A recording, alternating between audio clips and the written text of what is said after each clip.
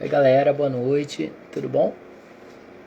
Então a gente já começa, esperando a Beth aparecer por aqui, professora Elizabeth Santos, e aí a gente começa a conversar um pouquinho sobre neurociência. Sejam bem-vindos. Aproveito para pedir aos meus alunos para divulgar aí nos grupos do WhatsApp, porque não deu tempo de avisar as turmas que a gente estava entrando na live agora. Mas aí se vocês puderem avisar os colegas, ficarei muito agradecido.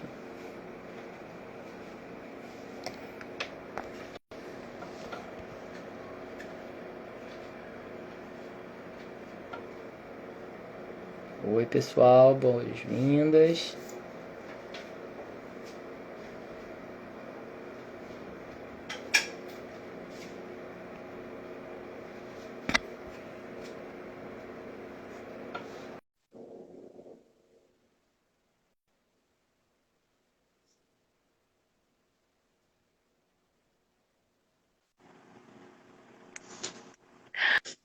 Olá, boa noite, Vitor. Consegue me ouvir? Perfeitamente. Que cenário Eu não bonito. estou conseguindo te ouvir. Nada, Não nada. sei. 0%. Não estou ouvindo nada, nada. Mas Só um instantinho.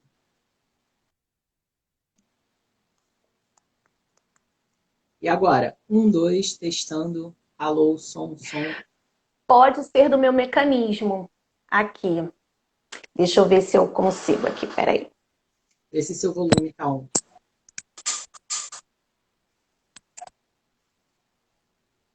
Consegue me ouvir agora? Eu tô te ouvindo bem, desde o começo. Você tá me ouvindo? Agora eu estou te ouvindo. Uhul. Agora, então foi um erro meu. Eu usei um dispositivo aqui.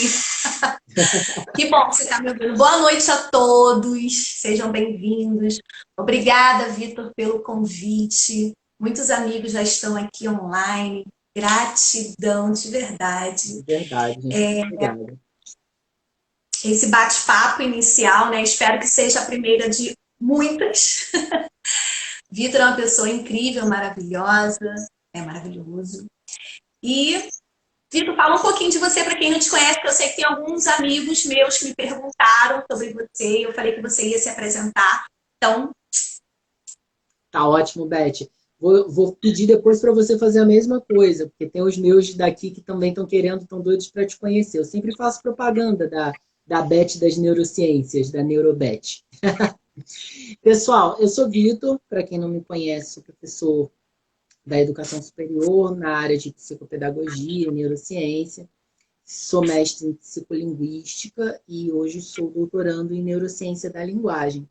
Justamente por conta dessa conversa, né? A Beth faz parte lá do nosso grupo de pesquisa na UFRJ também, que a gente decidiu fazer essa live de esclarecimento, né, sobre o que a gente faz nas neurociências e quais são os nossos campos de atuação como neurocientistas.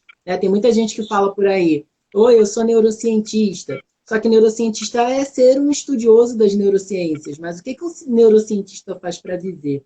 O que a gente faz para pagar as contas? É, é verdade. Basicamente é isso. Na atuação na educação básica, a Jéssica comentou aqui, o meu orientador. Na educação básica, eu sou professor de inglês, e assim como a Beth. Então a gente tem muito em comum, né, Beth? A gente se encontrou muito, porque somos duas pessoas que atuam com o ensino de inglês na área da educação básica e que atuam com áreas da mente, né, de base cognitiva, na graduação e na pós-graduação. Né? Então, tanto eu quanto ela trabalhamos com neurociência e somos professores de inglês nas horas vagas, ou vice-versa, né? Somos professores de inglês em full time e neurocientistas nas horas vagas. Mas é isso, estou por Eu aí. acho que é exatamente isso, ambas, né? Ambas. A gente não consegue muito se desligar de um ou de outro, porque é exatamente isso que a gente vai falar aqui, eu principalmente, desse amor da neurociência, né? Como é que a neurociência me conquistou, né? De uma Uhum. forma que eu aplico isso realmente no meu dia a dia, nas minhas aulas. Mas, enfim, deixa eu falar um pouquinho de mim. O Vitor já falou um pouco, né? Então, leciono também língua inglesa, tanto da educação básica quanto para nível superior, no caso, em neurociência, né? Amo demais neurociência, demais, sejam todos bem-vindos. E através de um convite de uma grande amiga em comum nossa, né, Vitor? A Michelle, a professora Michelle, a gente se conheceu através dela. Um beijo, eu sei que ela tá aí. Muitos elogios, com certeza, para o Vitor, sempre. E estamos nesse grupo de pesquisa, a Neurociência da Linguagem, na UFRJ, que estou amando cada vez mais. Bom, Vitor, podemos então? Vamos lá, Beth. Quem começa? Você faz as honras? Deixa eu só explicar para o pessoal mais ou menos como vai funcionar. O pessoal que está assistindo, vocês podem a qualquer momento mesmo, fazer qualquer tipo de pergunta para a gente dentro desse escopo das neurociências ou qualquer coisa que tenha mais ou menos a ver. Né? Se você quiser perguntar, por exemplo, Beth, qual time de futebol você torce? É interessante, mas talvez não tenha tanto escopo neurocientífico. Mas tudo bem, fiquem à vontade. Sim. E aí vocês vão jogando as perguntas de vocês. E enquanto vocês não fazem as de vocês, Vitor, não estou a te gente ouvindo mais. Olá, 1, 2. Pessoal que está assistindo, está me ouvindo bem? Oh my God. Estão me ouvindo? Só me deem um alô assim, sim, não, mais ou menos. Olá, olá. 1, 2, testando alô, som. Gente, perdão, você consegue me ouvir? Sim. Ótimo. Então vamos seguir, vamos seguindo. Daqui a pouco volta o som. Posso valeu, já? sim. Primeira pergunta? Então vamos lá, Vitor. Vitor, o que é neurociência? Muito boa pergunta. Já está me ouvindo? Ainda não. Vai lendo meus lábios. Vamos lá. Pessoal, basicamente explicando a respeito das neurociências, antes de começar, a professora Michelle está aqui também, a gente deixa o nosso alô para ela. Foi a Michelle que me apresentou a Beth que fez esse casamento aí perfeito de dois neurocientistas. Eu deixo um beijão para a Michelle. Michelle faz um trabalho muito legal na Conexão Educação, que é uma empresa de psicopedagogia que faz atendimentos desde a infância até a terceira idade. Eles têm um trabalho muito legal com a terceira idade, especificamente falando. Né? Depois vocês deem uma olhadinha no Instagram deles. Agora vamos lá. Propriamente falando da pergunta da Beth. Neurociência, pessoal, é uma ciência, ou seja, é um campo de investigação, é um campo de estudo. Assim como a gente tem outras ciências, como a neurologia, a pediatria, a psiquiatria, a enfermagem, as letras são ciências. E aí aqui a gente está falando de uma ciência que estuda a base neural, ou seja, cerebral, sistema nervoso central e periférico. Tudo que demanda de energia do nosso cérebro e que comanda o funcionamento do nosso corpo, né, é ponto de estudo da neurociência. E aí a neurociência ela vai se dividir em campos. Então a gente tem a neurociência da linguagem, a gente tem a neurociência da aprendizagem, a gente tem o neuromarketing, que vai estudar como o marketing aciona determinados mecanismos do nosso cérebro. Mas o cérebro é o grande ator dos estudos nas neurociências. E aí, quando a gente olha para o cérebro, a gente entende que o cérebro é o grande centro de comando do corpo humano.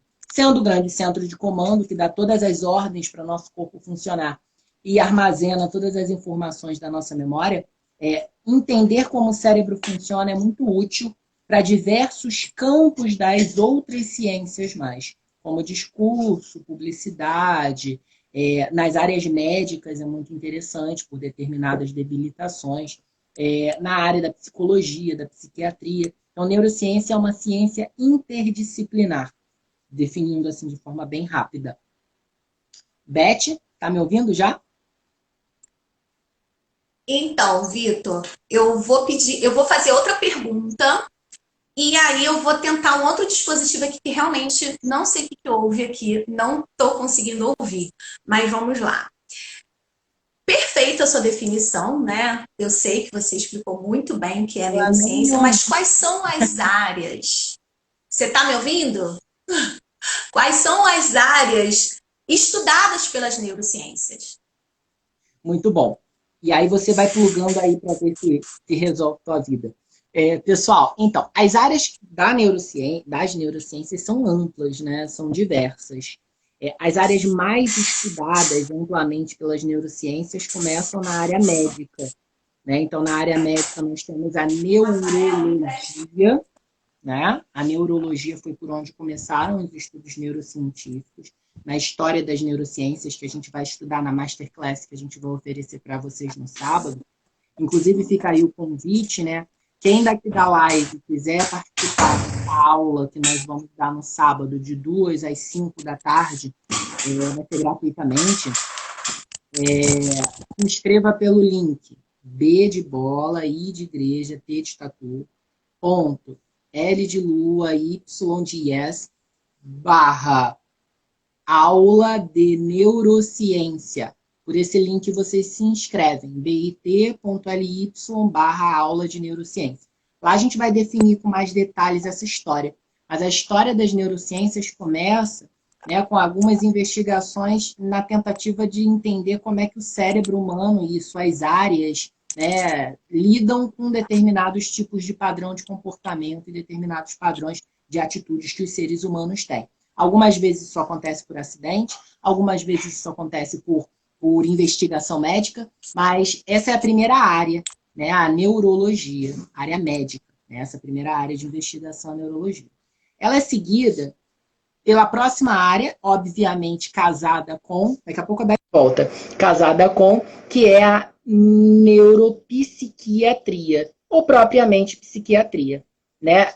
Tem uma série nova na Netflix, não tão nova assim, chamada Retest, né? Retest é uma série de terror pesadíssima, que eu não diria para vocês assistirem se vocês tiverem alguma sensibilidade ao terror, mas deixa eu só aceitar aqui a Beth. Mas é uma série muito boa, para mostrar esse dado inicial aí das pesquisas aí em neurociência pela psiquiatria, né? Depois, agora me escuta, né, Beth? Amém. Então, recapitulando, neurologia, né, essa área médica que vai estudar, né, o cérebro por fins médicos, por fins patológicos, a neuropsiquiatria, né, e é essa série que eu dei aí para vocês de exemplo, a Retest, vai mostrar então um hospital de psiquiatria que eles ficavam fazendo testes, e aí eram testes muito loucos, né, eles tentavam fazer testes por lobotomia, só que falaram que isso não era muito atrativo, então eles tentaram fazer a lobotomia por trás do globo ocular, tentavam fazer experimentos diversos na tentativa de ver como é que o cérebro funcionava para resolver, entre aspas, determinados transtornos psiquiátricos. O tempo vai passando e outras áreas mais vão se interessando. Quando se descobre que existe Hatched Retest, é uma enfermeira muito louca, né, nessa série. Mas, recapitulando, quando percebem que emoções, sentimentos e determinados comportamentos sociais são determinados por comunicações no cérebro, e aí é a grande revolução cognitivista, quando percebem que os neurônios se comunicam, que são células especiais da microscopia do cérebro, que sinais elétricos chamados sinapses têm algum fator aí determinante em determinadas associações, memórias e desejos, pronto, vem todo mundo em cima da neurociência. E aí é o boom dos anos 90, do início dos anos 2000, por conta dos aparelhos de imagem, da eletroencefalografia e outras coisas mais, para outras áreas. Então, lá em idos de 70, 80, a linguagem começa a se interessar pela neurociência, isso já é a área chamada neurolinguística, né? A neurolinguística é o estudo da linguagem através das neurociências. Depois passa um pouco, a neurolinguística influencia as pessoas do discurso, então começa um negócio de PNL, programação neurolinguística, e aí vão levando os conhecimentos da neurociência para o campo do marketing, da publicidade, da administração de carreiras de pessoas, e aí isso atenua um pouco a cientificidade da coisa, e isso é uma coisa importante que a gente precisa falar aqui. Tem muita gente fazendo neurociência sem ser ciência. Aqui no Instagram, então, tem um catatal de gente assim, que faz neurociência com princípios outros, que mostram um cérebrozinho e dizem assim, isso é um cérebro. E aí, com o cérebro, você vai fazer nananã. E no fim das contas, não tem nada ali de bagagem teórica por trás. Isso é um ponto. Né? Mas eu estou ainda seguindo a história de que a PNL faz com que a neurociência vá caminhando para um outro lado. E aí a gente vai dizer que esse outro lado se chama neuromarketing. né? São investigações de como o cérebro humano reage à publicidade, à propaganda, aquelas cores que atraem mais, aquelas cores que atraem menos, determinadas palavras que despertam desejos, O determinadas que atitudes. influencia, né, o Uhum. consumidor. Muitas vezes, o que Isso. desculpa te interromper, mas acontece muito com Uhum. as mulheres também, né? Aham. Eu vi, passei numa vitrine e usa a sua emoção como falta de. Então, você realmente precisa daquilo? Não, comprei por Exato. compulsão.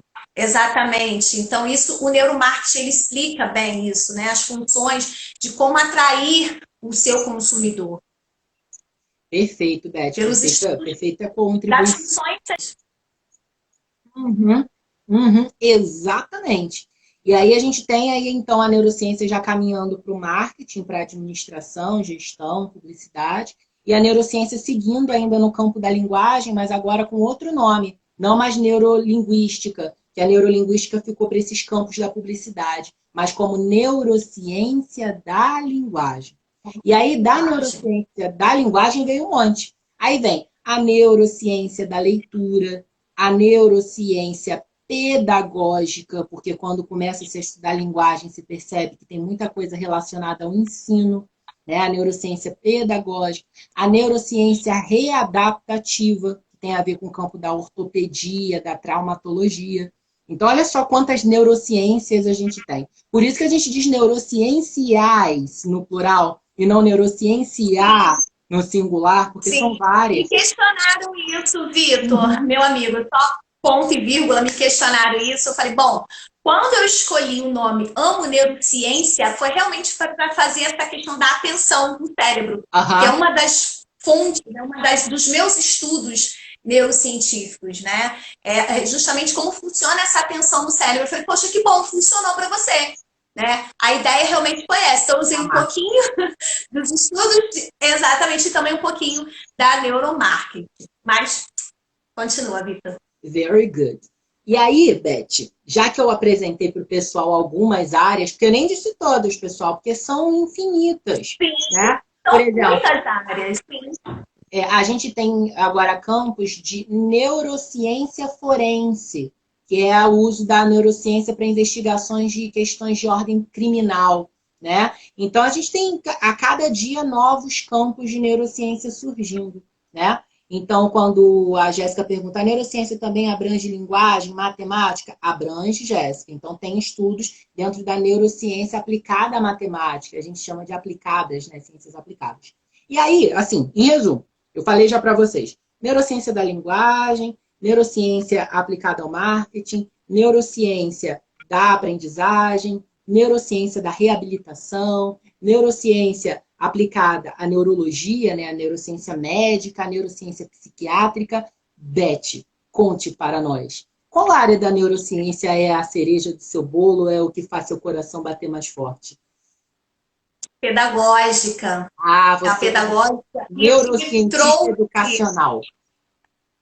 o que me trouxe para a neurociência, né? Claro que foi a primeira vertente, né? Uhum.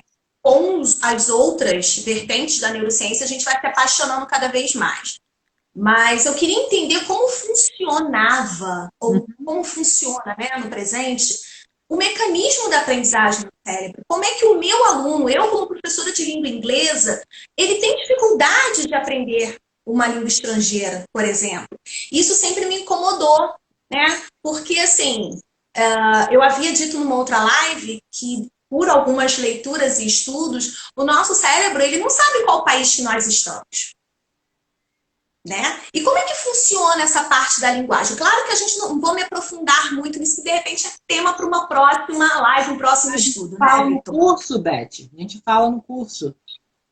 A gente fala na Masterclass, isso aí, boa. Porque hoje, gente, é apenas uma introdução, né, do que realmente é a neurociência, de como a gente estuda, como é que a gente se apaixonou pela neurociência, apenas mesmo um exemplo, só um pouquinho da pontinha do iceberg do que é a neurociência. E aí, quando eu li um artigo numa revista científica falando sobre neurociência, eu percebi que eu, como professora, poderia aprender esses mecanismos cerebrais sem ser exatamente uma cientista. Eu falei, é isso. foi a minha especialização incrível, inclusive está aqui conosco a professora Mônica Panasco, minha grande amiga e doutora na área. Muito obrigada pela sua presença, professora Mônica. Fico muito feliz, de verdade. E ela é uma das pessoas que eu, né, coloco mesmo assim, poxa, que legal entender como funciona, como as emoções estão presentes no nosso dia a dia. Tem pessoas que falam assim, não, eu sou muito racional. Né? Eu tinha feito até exatamente um vídeo, acho que está lá no meu Instagram, a relação da emoção com a razão, né? Porque uma está próximo da outra. E aí, quando eu descobri exatamente o que é neurociência e como eu posso aprender e aplicar isso nos meus alunos, para que, de repente, na prática, no dia a dia, fazer com que eles, entendendo o mecanismo de aprendizagem no cérebro deles, entenderem e melhorar a minha parte como professora, como pedagógica. Né? E isso tem sido um grande diferencial, de verdade. Eu aplico as neurociências nas minhas aulas. Né? Eu sei que tem pessoas que têm dificuldades. Claro, todos nós temos, e Gardner fala sobre essas múltiplas inteligências. Outro tema também que a gente pode falar na Masterclass. O que você acha, meu amigo Vitor? Adorei a ideia. Já vou anotar aqui, múltiplas inteligências. Múltiplas inteligências. Então, assim, tem pessoas que falam assim, eu não consigo aprender. Hey, olha o que a gente está vivendo agora, galera, na pandemia. Quantas pessoas estão se reinventando? Dificuldades? Sim. Estamos passando por momentos difíceis? Sim, claro. Mas é o momento da gente estar se reinventando. Né? E aí, o nosso cérebro faz. Porque o que ele faz de melhor, Vitor, eu falo muito apaixonada mesmo, o que ele faz de melhor é aprender. A aprendizagem no cérebro ocorre de maneira natural. Né? Então a pessoa fala assim, eu não consigo aprender, eu sou burra. Eu digo para os meus alunos, quando eu ouço isso, eu corto logo. Seja de qualquer idade, criança, adulto, que eu já ouvi de adulto, né? Não aceito. Nós aprendemos sim, em um momento certo. Nós temos os nossos momentos para dar um insight, que a gente aprenda. Veja bem, deixa eu fazer uma pergunta para você, Vitor. Você gosta de música? Claro, bastante, inclusive.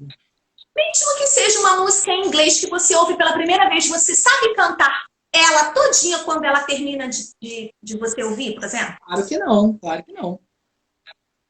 É um exemplo clássico que eu coloco para os meus alunos, exatamente isso.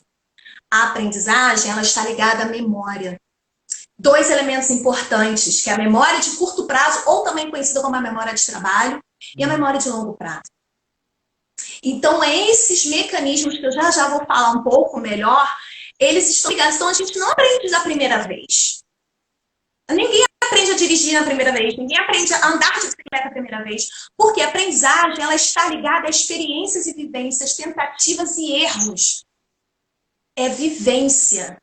Como posso citar aqui, com todo o aval dela, a professora Mônica Panasco, é uma das frases dela, aprender está ligado à vivência, a experiências de vida.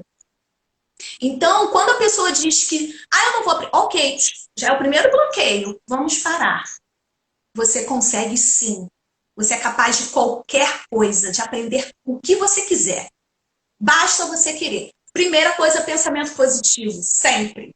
Né? Positivismo sempre, porque nas nossas conexões neurais isso faz uma grande diferença. Né? O positivo nas nossas vidas. Por isso que no cérebro, nosso sistema límbico, chamado também de sistema das emoções, está ligado diretamente às nossas ações.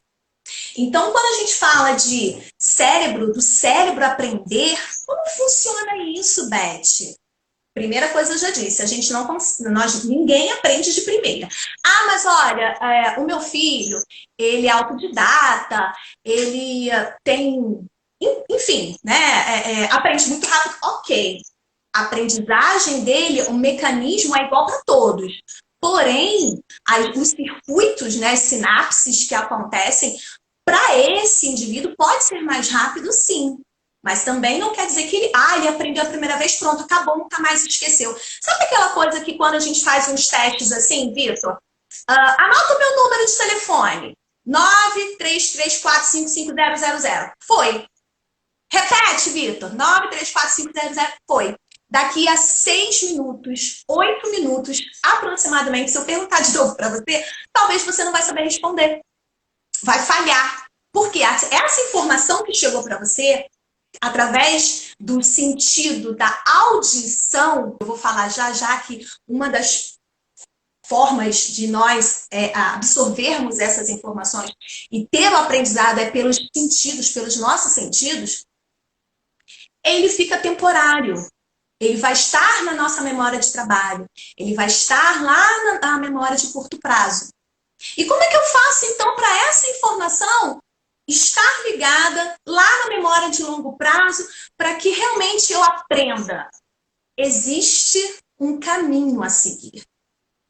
Então, alguns professores falam para mim assim, eu não parto o trabalho de casa. O trabalho de casa, ele é importante. Inclusive, eu fazia muito isso com as minhas alunas de psico, tá, Vitor? Eu sempre passava um trabalho, não como um trabalho, uma pesquisa, uma leitura, né? Para que aquilo seja consolidado, o que foi ouvido, o que foi comentado. Porque nós aprendemos muito mais, em torno de 90% a 95%, quando nós praticamos alguma coisa. Sim. Né? Existe uma escala, 10% você está ouvindo, 40% aproximadamente você movimenta o seu corpo, mas 90% a 95% quando você ensina alguém. E para que você ensine alguém, você precisa saber daquilo que você está falando. E eu fazia muito isso com os meus filhos e com os meus alunos, e funcionava muito bem, Vitor. Fazer a inversão. Você agora é o professor.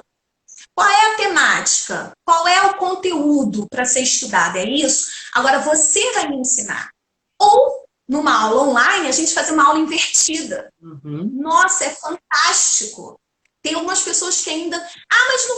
Deixa, gente. Se o aluno, o estudante errar, o indivíduo errar, faz parte. Quanto tempo você não levou para que aquilo que você está falando tivesse um domínio sobre aquilo, que você tivesse segurança sobre aquilo que você está falando? Demorou um pouco. E você precisa desse tempo, de dar esse tempo para o aluno, né? E isso foi me encantando cada vez mais, e me envolvendo cada vez mais. As neurociências, né? Foram me envolvendo cada vez mais com essas práticas pedagógicas. E eu ajudo muitos colegas em relação a isso também. Né? Eu gostaria muito que as neurociências fossem tão importantes na formação dos professores, fossem inclusas, principalmente no ensino superior, a formação de professores. Né? Entender como funciona esse mecanismo no cérebro do indivíduo. Né? Não é formar o neuroanatomista, não é formar, mas é realmente entender o que é, gente, o que é um neurônio, quais são as partes do neurônio, como ele funciona, o próprio cérebro em si, ele é o nosso centro de comando. Né? Olha o meu quadro aqui atrás. É o nosso centro de comando. Ele realmente interfere em muitas coisas. Então, voltando um pouquinho, falar como o nosso cérebro aprende. Através de estímulos externos, como eu falei para você, através dos nossos sentidos, né? Pela visão, pelo olfato, pelo tato, pelo paladar, enfim. Você recebe essa informação, a informação é captada no córtex pré-frontal, essa área, e essa informação é classificada como uma informação nova. E essa informação nova, ela vai estar sendo registrada através da nossa atenção. Alguma coisa vai funcionar de uma maneira geral, estou explicando de uma maneira bem simples, tá, gente? De uma maneira geral, vai nos chamar a atenção para aquela informação nova que está acontecendo aqui. E essa informação nova que estiver acontecendo aqui, ela vai estar ligada à memória de longo prazo. Aquela que está guardadinha, né? Por quê? Através de associações. através dos mecanismos neurais, né? E aí, essa memória de longo prazo, ela vai trazer as informações antigas e as novas, fazendo essa consolidação de uma maneira bem simples. Então, a gente recebe esses estímulos através do ambiente externo, né, que todos nós, o tempo inteiro, estamos recebendo. Inclusive, agora, na frente das telas, o que as crianças estão recebendo de estímulos visuais, positivos e negativamente, né? Então, pais aí que estejam assistindo, muita atenção sempre. E o que isso vai agregar para esse indivíduo? Né? Então, chamou a nossa atenção, é filtrada pela memória de trabalho, e ao raciocinarmos sobre essas novas informações, as antigas e as novas se conectam. Vai haver essa conexão. E aí, há o processo de repetição. Por que é importante que quando a gente fala, nós professores, eu sei que a gente fala bastante, né? Nossa. Mas é importante a gente repetir. Em uma aula, por exemplo, é importante você retomar aquilo que foi dito anteriormente, para que realmente o aluno relembre aquilo que foi dito, que foi falado, ou que foi praticado em grupo, né? Porque ali, através da repetição, então o trabalho de casa é importante porque ele está fixando aquilo que ele aprendeu, né, na aula, por exemplo, seja online ou seja presencial, do que ele está ouvindo. Isso serve para a gente também, né, Vitor, que a gente continua sempre estudantes, sempre lendo, sempre estudando, sempre aprendendo coisas novas. E essa repetição, como eu dei o exemplo anterior. Bom, ninguém aprende um passo de dança, por exemplo, numa primeira explicação, mesmo que seja um profissional de dança. Há necessidade da repetição para que o cérebro faça essas associações através dessas redes neurais e aí sim faça a consolidação. Aprendi, a mágica acontece. Mais ou menos isso. Então, quanto mais repetições, mais fortalecem as conexões. Mais alguma coisa aqui que eu Deixa eu deixei de pegar falar. um ganchinho no que você disse, só para o pessoal ouvir com uma outra voz, porque isso também é um mecanismo muito interessante de consolidação de sinapses, né? Ter acesso à mesma informação por fontes diferentes. Isso também ajuda a consolidar as informações, né? Pegando essa veia da neurociência da aprendizagem, na sua área, você fala com muita paixão, dá para ver claramente o brilho nos seus olhos quando você fala a respeito, e dá para ver claramente a necessidade que muitos colegas estão assistindo a nossa live, que são professores, de buscar esse tipo de informação por ser um educador preocupado. Um educador preocupado de não estar conseguindo atingir o seu aluno. Queira fazer a diferença na vida desse indivíduo. Exatamente. Educadores que se preocupam em mudar, de fazer a diferença, como você disse. E são pessoas que às vezes encontram entraves porque dizem assim, eu já tentei de todas as formas e o aluno não consegue aprender. Ou eu já tentei todas as abordagens e nenhuma delas deu certo. Será que existe alguma receita mágica, algum tipo de feitiço neuropsicológico que eu faça? Não é isso, a gente não vende receitas de bolo e esse é o grande perigo das neurociências amadoras, né? Tem muita gente por aí falando assim, método revolucionário da neurociência para aprender inglês em 2 semanas. Método, mas a Beth acabou de falar, aprendizagem associativa, né? Esse é um primeiro degrau, a aprendizagem associativa. E quando a gente nasce, assim como todas as outras espécies de animais da Terra, né? Todos aqueles que têm cérebro são passíveis de estudos em neurociências. Então, a gente tem, inclusive, neurociências veterinárias. Faltou falar delas, né, quando eu disse das áreas da neurociência. Mas todas as pessoas ou animais têm períodos críticos. O que são os períodos críticos, né? É aquele momento que o cérebro está aberto, predisposto a receber informações para fazer uma espécie de cadastro daquilo que vai ser aprendido, né? A gente entende o cérebro com 2 abordagens, para deixar claro aí para o pessoal. Uma abordagem macroscópica, em outros termos, é uma abordagem neuroanatômica, falando com uma linguagem mais simplificada ainda. É uma visão das partes do cérebro, dos pedacinhos do cérebro responsáveis por cada coisa, né? Porque, por exemplo, a nossa visão ela é processada por uma parte de trás do cérebro lobo occipital, né? as nossas emoções. Adoro o cérebro da Beth. Os dois, o dela e o dela de plástico. Vai Uma falando parte, que eu vou mostrando.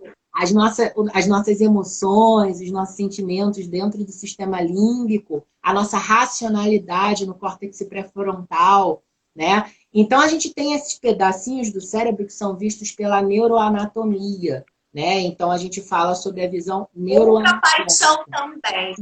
Isso.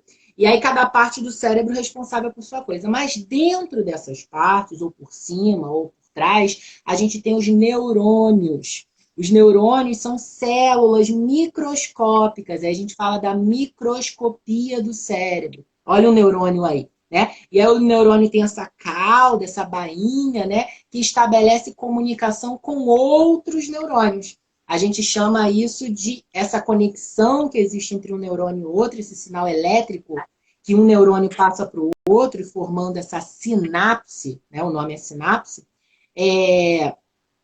forma um circuito, que pode ser um circuito decisório, um circuito de aprendizagem, um circuito de memória. Então, como eu disse ainda há pouco, o período crítico é decisório, né? É o decisório para que as portas desses circuitos se formem.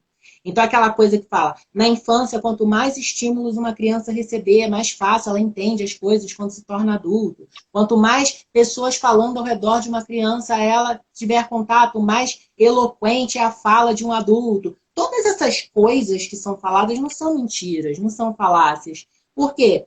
Quanto mais estímulos no momento certo, mais sinapses futuras serão feitas. Porque como que eu associo, e essa é uma crítica muito construtiva, e a importância da educação infantil está aí, né? Como que eu associo como adulto uma coisa com outra se eu não ouvir a coisa que a uma coisa ia conectar? Então, eu não consigo fazer boas associações se eu não tive uma boa base. E essa coisa do período crítico acontece para várias coisas. Por exemplo, para a linguagem. Né? Dentro da neurociência da linguagem, a cereja do meu bolo, a gente fala que o período crítico ele circula entre os 6 e 7 anos.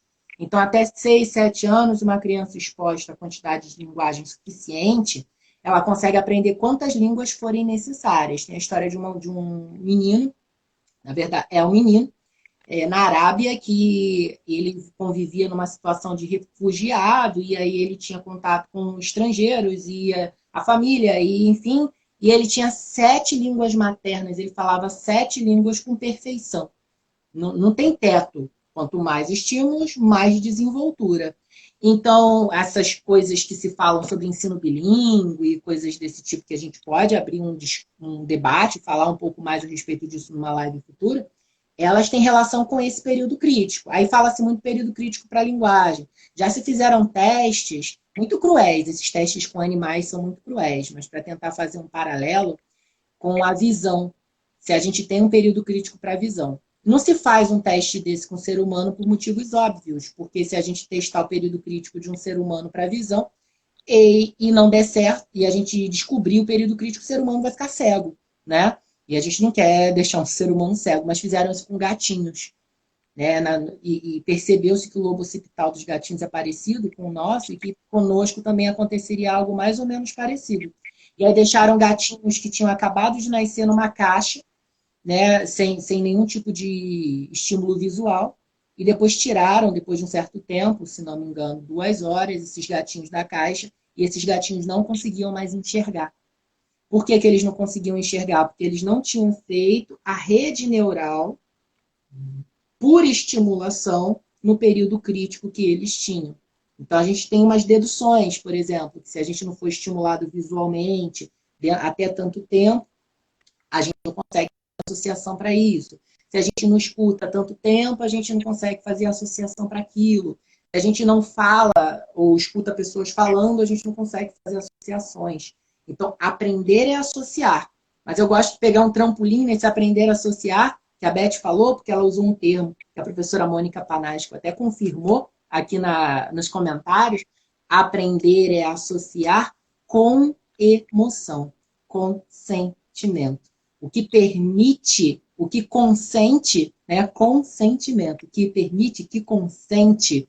A aprendizagem é justamente a emoção que carrega esses estímulos neurais. Então, se os neurônios fazem uma associação, mas ela é fraca porque não há uma carga emocional envolvida, a tendência é que a memória jogue isso fora. Agora, quando você associa, liga Lé com Cré, e ao mesmo tempo você está com uma carga emocional alta, positivamente falando, aí fica para sempre na cabeça. E esses são os macetes que a neurociência ensina para gente.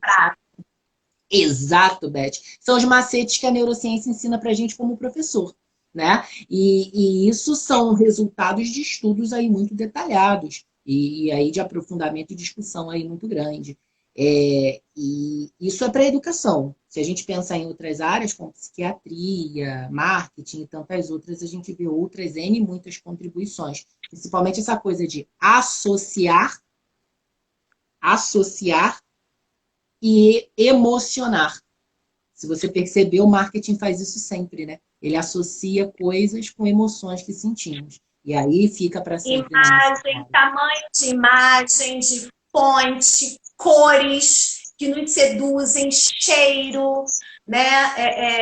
Enfim, eles usam muito isso de forma positiva para que eles obtenham esses resultados positivos. E o nosso cérebro, ele entende isso de forma plena. De forma plena, exatamente isso, perfeito a colocação, Vitor. Então, nessa forma, né, de associação, quando a memória de trabalho, ela, no caso, né, a informação, o estímulo, ele se consolidou na memória de longo prazo, opa, a mágica aconteceu, aprendi. A memória de trabalho, ou memória curta, né, ela é liberada para que se venha outros estímulos. E por isso a importância da criança, de estimular, de falar. Os bebês, gente, como que eu errei com os meus filhos sem saber, né? A linguagem, o bebê, ele entende. Não precisa, popopó. Não! É o indivíduo, ainda mais como nós nascemos com bilhões de neurônios assim, loucos, fazendo sinapses. E daí, né, eu vi uma vez um meme que eu achei muito interessante, fazendo exatamente essa crítica, né?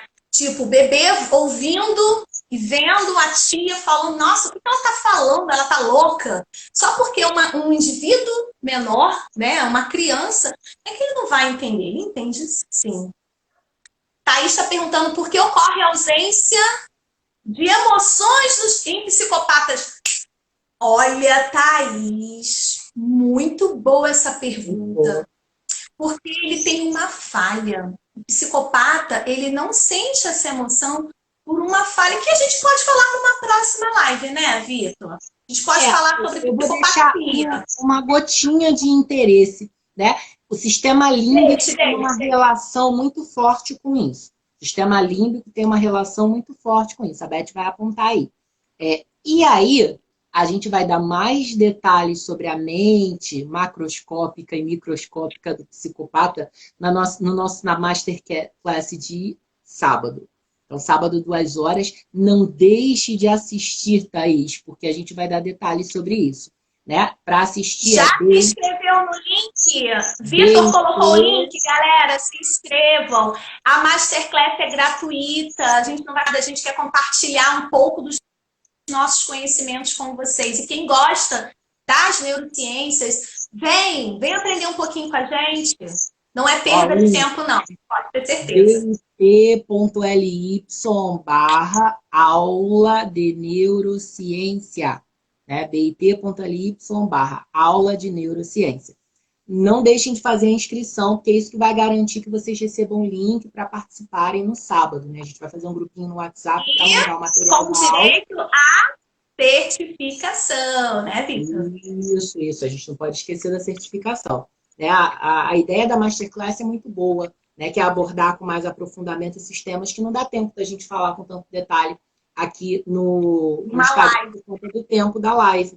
Né? De todo modo, o cérebro do psicopata ele tem um indicativo, né, estrutural, né, anatômico, de uma disfunção nesse sistema límbico. Isso é fato.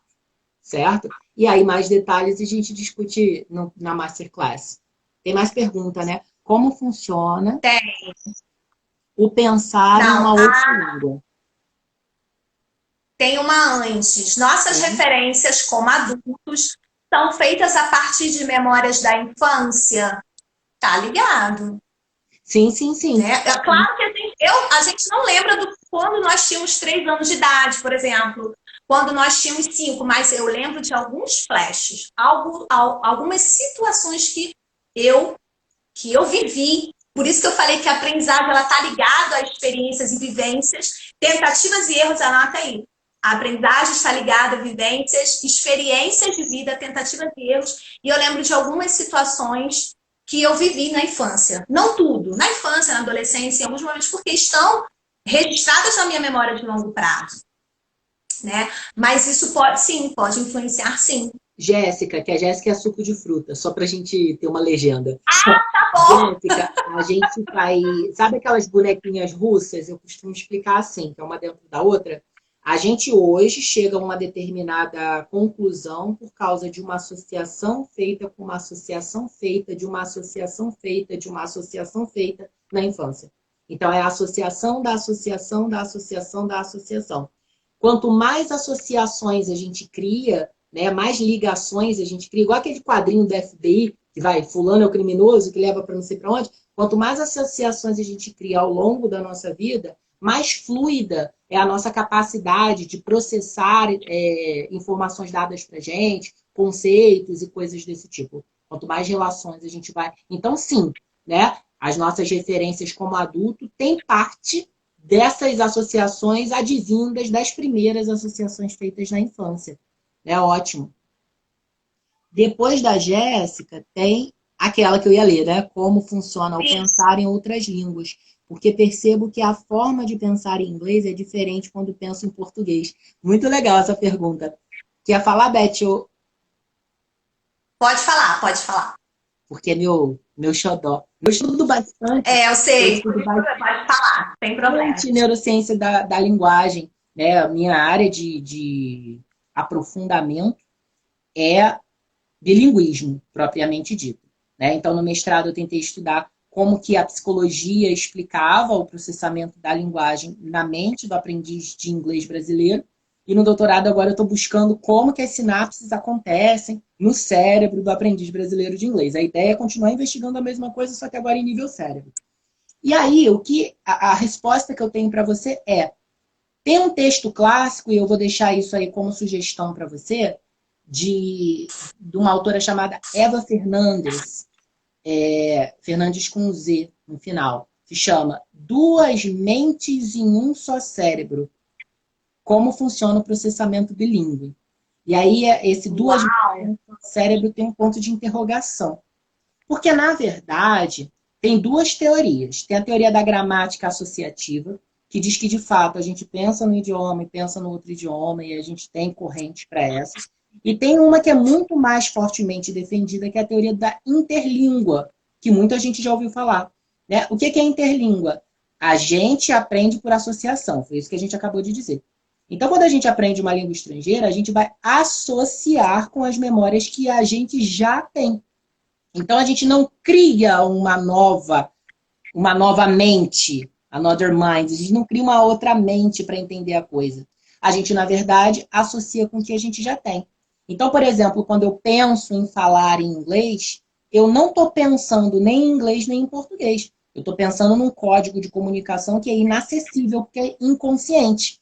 Então, quando a gente pensa em inglês ou em português, na verdade, a gente está materializando, pré-verbalizando aquilo que já estava lá guardadinho na nossa cabeça numa língua que não é nem uma coisa nem outra, é a interlíngua.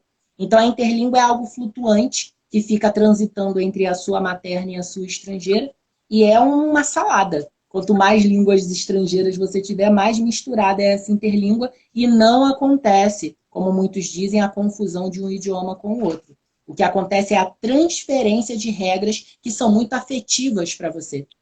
Então, quanto mais afetiva a regra, mais transferência você vai fazer. Esse fenômeno se chama transfer. né? Quando você pega uma coisa do português e transfere para o inglês, como, por exemplo, você vê que Asian no final quer dizer ação, então globalization, globalização, interaction é ação. Então, se eu quiser falar cadeira, por exemplo, eu vou falar cadeiration, porque cadeiration parece cadeira com português, eu gosto dessa palavra, então eu vou usar. Então, a gente faz testes com a língua estrangeira, mas a gente pensa em uma língua que não é nem português, nem língua estrangeira. É a nossa língua interna. A prova disso é, se eu disser que eu penso em português ou penso em inglês, eu vou te lançar uma pergunta. Como é que os surdos pensam? Se os surdos não escutam, não têm um estímulo. Então, os surdos não pensam, os surdos não têm uma língua dentro deles. E o surdo pensa em sinais, né? Então, o surdo tem lá na cabeça dele o pensamento sinalizado. Também não. Existe uma língua, um código na mente do surdo, que é o que nós, neurocientistas da linguagem, lutamos para tentar encontrar. Abrir essa caixa preta e descobrir qual é a língua que está dentro da nossa cabeça. Isso a gente ainda não tem resposta. Mas não é nenhuma coisa, nem outra. A gente não pensa nem no idioma, nem em outro. Desculpa, Beth. Perfect, my friend, perfect, no problem. Bom, tem mais uma aqui, colocação da Gisele, que ela diz que ela faz um mecanismo, né, para estudar. E existe, Gisele, várias formas que você encontrou o seu mecanismo de aprender, de estudar. Né? Provavelmente você... existe o visual, existe a pessoa que ela só ouve e ela entende, não preciso anotar nada. Tem pessoas que precisam movimentar o corpo, né, para que aquela informação fixe realmente na memória de longo prazo. Mas perfeita a sua colocação. Você já sabe o seu mecanismo de aprendizagem. Né? E a gente precisa descobrir cada vez mais. Essa foi uma das perguntas em um dos módulos de psicopedagogia que eu dei, né, para algumas alunas, não sei se tem alguém que vai lembrar, que eu pedi que elas pensassem sobre isso. De que forma que você aprende? De que forma que você consegue associar as informações? E fica só para vocês, talvez, responderem para a gente lá na Masterclass, né, Vitor? Maravilha. Algumas pessoas pediram para repetir algumas coisas. Eu vou repetir, então, assim. O nome do texto que você colocou, que você mencionou. Ana Carla, o nome do texto é Duas Mentes em um Só Cérebro. Duas Mentes em um Só Cérebro. Eva Fernandes é a autora. Quem quiser, eu mando por aqui. Só me mandar uma mensagem que eu mando depois. A série que eu falei sobre estudos em psiquiatria e neurociência de forma experimental no século XVIII se chama Retest. E o link para se inscrever na Masterclass que daremos no sábado, né, gratuita, com certificado, e que a gente vai aprofundar os temas que a gente está levantando hoje e responder com mais detalhamento as perguntas de vocês, é bit.ly/aula de neurociência. Ok? Assim, eu vou colocar depois de inscrição. São esses. Depois eu vou colocar lá na minha bio. Eu vou colocar, gente, na minha bio. Talvez se você conseguir colocar também, Vitor. Coloco, pode na sua bio também. Estão perguntando também se a epigenética vai ser falada no workshop, no caso, a Masterclass. Sugestão. Sim, já anotei aqui, depois eu vou. A gente discutiu um pouquinho sobre epigenética no último módulo que eu dei na Simonsen. Aí o pessoal está bem inquieto sobre isso. Eu disse, a gente vai tratar disso na pós, a gente vai tratar isso na outra pós. Mas o pessoal está inquieto. A gente pode falar bem brevemente sobre o tema, até porque a gente só tem 2 artigos dentro da área de neurociência publicados no mundo sobre o tema na abordagem para neuroeducação. Então, assim, é um assunto bem recente, mas é muito interessante. E, assim, só para deixar o pessoal que está assistindo, que nunca ouviu falar, a epigenética é a definição de determinadas questões de ordem psicológica e de base neuronal na carga de DNA do ser humano. Então, a gente estudou até um caso dentro da disciplina de transtornos mentais, aqui na Simonsen, que foi sobre uma família inteira com traços de dislexia, que vinha da bisavó para a avó, para a mãe, para o filho, E aí isso é dado interessante para o estudo em epigenética. A gente vai tratar um pouquinho disso também na Masterclass 5, que é um tema bem interessante e muito novo. Está anotado. Ai, Vitor, nosso tempo está terminando. Time is over. E minha bateria. Gente, oh my God! Pessoal, muito obrigada, gratidão pela presença de vocês. Saber que vocês disponibilizaram tempo, que o tempo é precioso para vocês nos ouvirem, de verdade, do fundo dos nossos corações. Tenho certeza que o Vitor vai falar também sobre isso, mas muito obrigada. Esperamos vocês na Masterclass, que será no sábado. A gente depois vai publicar direitinho, né, Vitor? Para que a gente possa estudar um pouco mais, nos envolver um pouco mais com a neurociência, o nosso centro de comando. Pessoal, um grande abraço, fiquem com Deus, boa noite, Vitor. Mais uma vez, obrigada pelo convite. Nada, Beth, muito obrigado por aceitar, foi muito legal, foi muito rápido, né? Passou o tempo que a gente nem percebeu. Muitíssimo agradecido a todos que estiveram aqui conosco, a gente teve uma audiência bem legal. Ai, meu Deus, ainda há tempo para mais uma pergunta? Voa, voa, voa! Sim, rapidinho. Obrigado, gente, aí pela participação. Obrigado, Michele, por ter me apresentado a Beth, por ser essa pessoa tão especial aqui com a gente. E assim, é um triângulo amoroso que nós temos aqui. O menino não perguntou. Eu estava aqui agradecendo para dar tempo dele perguntar. Ele não perguntou, a gente vai se embora. E, Beth, vai ficar para a Masterclass. Vai ficar para a Masterclass. Beth, mais uma vez, muito obrigada por topar e acho que a gente tem que fazer mais vezes. Foi muito gostoso, né? Sim. Peço desculpas pelos erros iniciais, né? Mas depois deu tudo certo. Nos tempos de live, todo mundo faz isso. Todo mundo faz isso. Até os famosos globais estão fazendo. Gente, acontece. Boa noite. Verdade. Beijo grande e vejo vocês no sábado, 2 horas então, tá bom? Não deixem de fazer a inscrição gratuita em bit.ly/aula de neurociência, tá bom? Beijão, fiquem com Deus. Tchau, tchau.